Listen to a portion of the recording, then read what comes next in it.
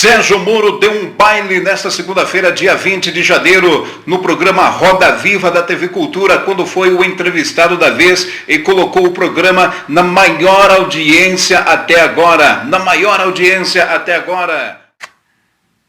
Moro mostrou paciência e elegância, evitou as cascas de banana, demonstrou lealdade e respeito ao chefe, não cedeu às tentativas de tentá-lo desmoralizá-lo.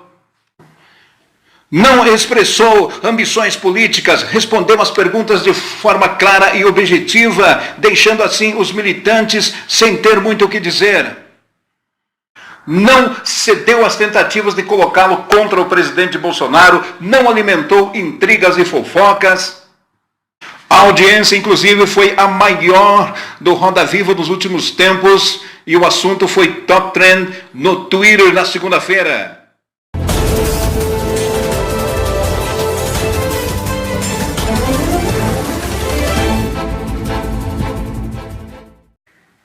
Foi a estreia da jornalista Vera Magalhães à frente do programa e ela já começou aí detonando, tentando aí desmoralizar Sérgio Moro. E olha só, os convidados para entrevistar Sérgio Moro foram os seguintes: o jornalista Alan Gripe, diretor da redação do jornal O Globo; Andresa Matais, diretora da sucursal de Brasília do Estadão; Leandro Colom, diretor da sucursal de Brasília da Folha; Malu Gaspar, da revista Piauí, e o apresentador da Jovem Pan, Felipe Moura. Acho que foi o único ali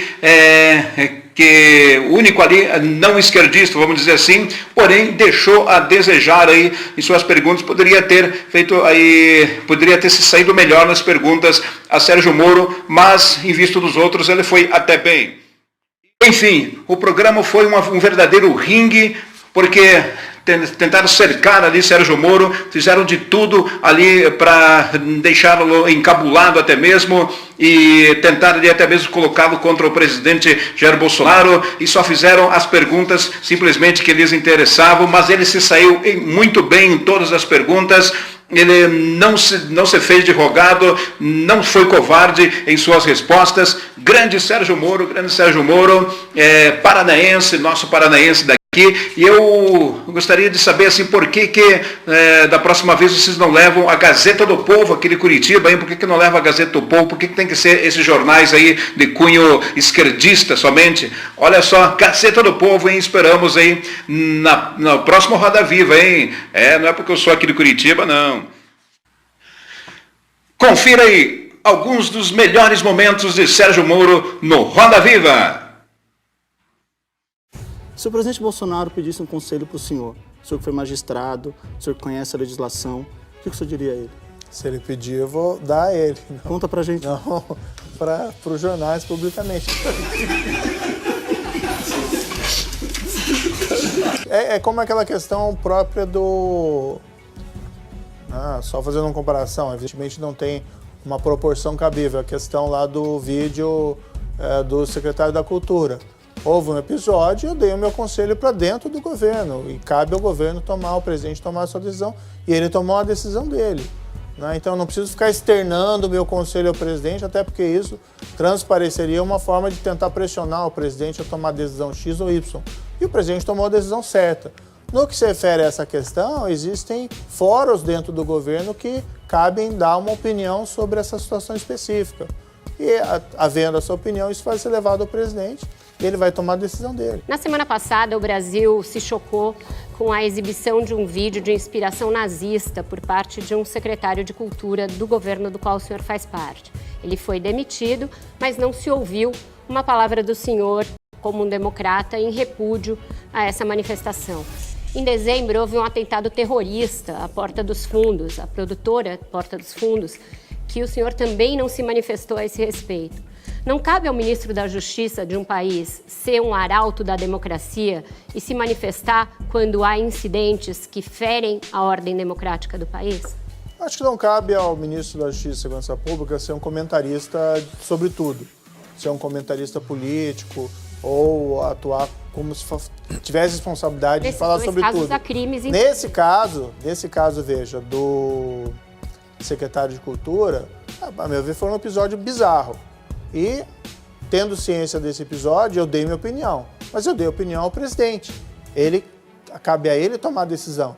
E ele tomou a decisão correta. O que o senhor disse, ministro? O secretário de Cultura foi demitido ainda pela manhã, tão logo o episódio. As meninas perguntaram o que o senhor disse. A minha opinião foi a opinião geral, que é um episódio bizarro e a situação é insustentável. O presidente Bolsonaro, ele ataca a imprensa semanalmente. Ele ofende, agride os jornalistas, manda uma repórter calar a boca, agride a jornalista que escreveu um livro sobre o governo dele.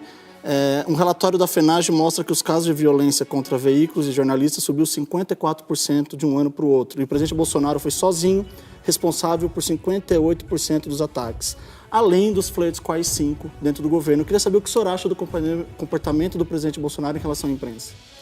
Existe a situação que eu mencionei anteriormente, né? Então, por exemplo, eu estou dentro do ministério, eu tenho os meus subordinados. Os subordinados, eu falo com meus subordinados, orientações deles, e as reprovo quando é necessário, né? O senhor, por exemplo, fala publicamente do seu chefe editor lá, vai o senhor é um homem público, ministro, o senhor é ministro da Justiça. Eu queria saber o que o senhor acha da postura do presidente em relação a isso. O presidente, o que acontece? A minha avaliação, o que eu vejo, que eu vi nas eleições passadas, você tinha um grupo falando que tomando o poder ia regular a imprensa, cercear, a meu ver, entender ali, tanto a liberdade de imprensa como a liberdade do judiciário, se falava que seria necessário uma reforma do judiciário, e do outro lado o presidente está dando ampla liberdade à imprensa para fazer o seu trabalho.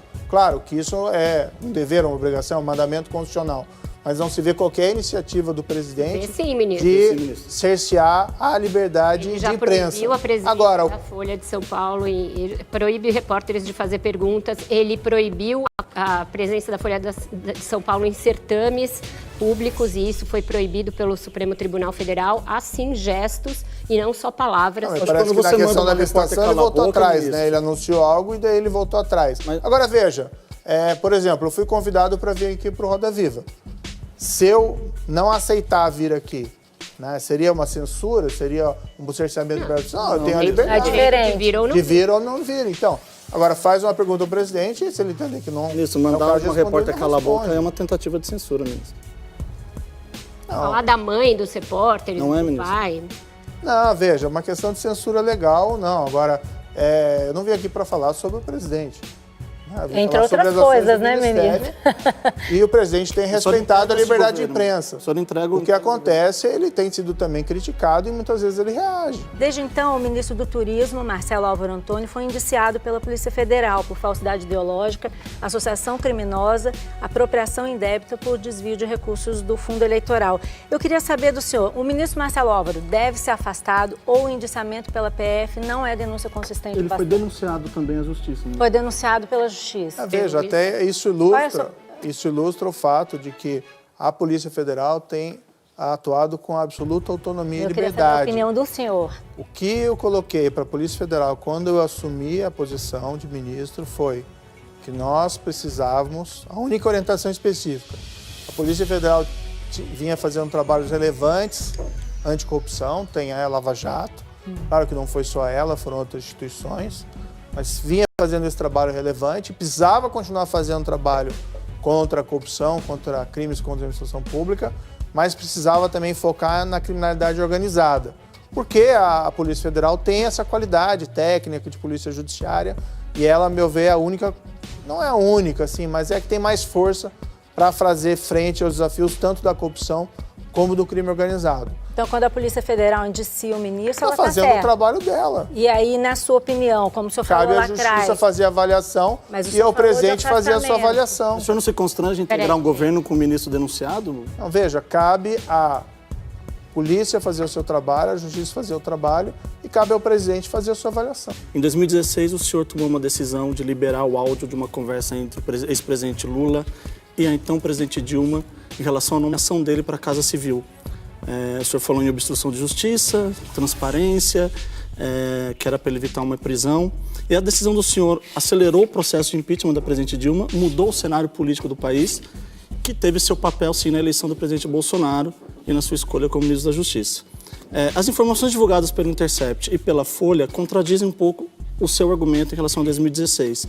O ex-presidente Lula, naquele mesmo dia 16 de março de 2016, conversou com várias pessoas, inclusive o Michel Temer, e não tratou de obstrução de justiça. O seu padrão de divulgação daquele áudio não seguiu o padrão de outros processos. Não foi, ministro, ali talvez não tenha sido o maior erro seu na condição da Lava Jato? Vale a pena tomar uma medida dessa numa investigação de combate à corrupção? Boa noite, Leandro. De forma nenhuma, veja, o ex-presidente Lula ia falar para o Michel Temer, olha, eu estou querendo escapar da justiça, por isso que eu quero virar. Você acha que ele ia falar isso, francamente, numa conversa por telefone com o ex-presidente Michel Temer, que era apontado como uma das pessoas que estaria, vamos dizer ali, trabalhando pelo impeachment da ex-presidente Dilma? Então, assim, se dá uma importância a esse áudio que ela não existe, como se a pessoa vai simplesmente confessar os seus crimes. O que foi verificado na época, em 2016, veja, nós estamos falando março de 2016. 16 de março de 2016. O que foi verificado na época, me passaram a informação, olha, existe aqui uma aparente tentativa de obstrução da justiça e os áudios apontavam aquilo, havia áudios nesse sentido, aliás, muito claros nesse sentido, e o que se entendeu a pedido da Polícia Federal, a pedido do Ministério Público, é que aqueles áudios deveriam vir a público, a bem do interesse público, para evitar aquela situação de obstrução da justiça. O interesse era unicamente relacionado àquele processo. Se isso ia ter reflexo ou não, politicamente, impeachment ou não, isso não é responsabilidade do juiz. O juiz tem que tomar a decisão que é correta para o processo. Naquele momento, eu proferi uma decisão fundamentada, argumentei qual que eram os motivos para tornar aquilo público e tornei público, está tudo lá. Pode-se olhar a decisão e falar, não, eu não concordo com a decisão. Mas as razões estão lá, não existem razões obscuras em relação àquela situação. O que existe é, diante de uma aparente situação de obstrução de justiça e que se buscava o foro privilegiado para não responder à investigação mais, ou para não responder a uma ação penal que corria perante a 13ª Vara, a opção foi por tornar tudo público. Mas o ministro Gilmar Mendes, neste Roda Viva, no dia 7 de outubro, ele que deu a liminar cassando a nomeação do presidente Lula em 2016, ele considerou até como ele usou a expressão manipulação, se ele soubesse. Não houve manipulação nenhuma. Ele depois tomou uma decisão baseada, não houve manipulação nenhuma. Aqueles áudios revelavam que havia uma tentativa de obstrução de justiça pura e simples. Não teve nada disso. Tanto que os áudios, todos os áudios que foram captados, foram encaminhados ao Supremo Tribunal Federal, que pôde fazer a sua avaliação. Então é muito fácil em 2016 dizer, não tenho culpa nenhuma, fui manipulado. Não existe nada disso. Ele tomou a decisão dele na época, ele assume a responsabilidade pela decisão que ele tomou. Nada ali foi objeto de manipulação ou qualquer espécie de falsidade. O que achou desse vídeo, o que achou, comente aí abaixo nos comentários, deixe seu like, ative o sininho para não perder as notificações. Se você ainda não é inscrito, se inscreva agora mesmo, hein? Se inscreva agora mesmo. Ezequiel Santos, diretamente aqui de Curitiba, da República de Curitiba, em terra de Sérgio Moro.